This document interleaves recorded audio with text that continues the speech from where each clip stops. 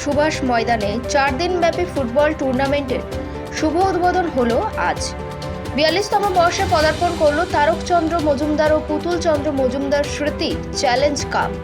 সম্প্রতি এই ওয়ার্ডেরই পৌরপিতা ধনঞ্জয় মজুমদার সহ স্বপন মজুমদার ও শিপ্রা মজুমদারের প্রয়াণ ঘটে, তাই তাদের নামাঙ্কিত স্মৃতি কাপ দেওয়া হবে এই ফুটবল টুর্নামেন্টে। মূলত 8টি টিম এই খেলায় অংশগ্রহণ করছে। 22 তারিখ ফাইনাল খেলা অনুষ্ঠিত হবে।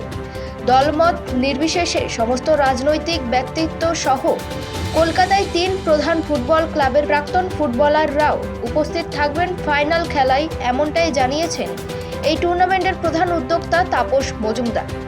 টুর্নামেন্টের প্রথম খেলা ক্লাইভ হাউস স্পোর্টিং ক্লাব ও বাগুইহাটি স্পোর্টিং ক্লাবের মধ্যে অনুষ্ঠিত হবে। খেলায় 1-1 গোলেও অমীমাংসিত থাকে। পরবর্তীকালে ট্রাইবেকারেরও কোনো মীমাংসা না হওয়ায় টসের মাধ্যমে বাগুইহাটি স্পোর্টিং ক্লাব জয়ী হন। হচ্ছে এই টুর্নামেন্টের আমাদের একটা ঐতিহ্য আছে যে এই এলাকার মানুষরা এখানে খুব খেলাধুলো খুব ভালোবাসে, ক্রীড়াপ্রেমী, তারা প্রতি বছর এখানে আমাদের ভিড় করে, যার জন্যই আমাদের টুর্নামেন্টে এনার্জি আসে যে এই টুর্নামেন্টটা বন্ধ হলে প্রবলেম হয়ে যাবে। কিন্তু এই এলাকার মানুষরা খেলাধুলো খুব দেখছেন কীরকমভাবে ভিড় হয়, তাই আমি মনে করি এখানে বিশিষ্ট অতিথিরা আসবেন, খেলোয়াড়রা আসবেন, রাজনীতির লোকরা আসবেন, সবাইকে আমরা নিমন্ত্রণ করি। খেলায় কোনো আমরা রাজনীতি করি না, খেলায় আমরা সবাইকে ডাকি, সবাই আসার চেষ্টা করে আসি, এই হলো আমাদের।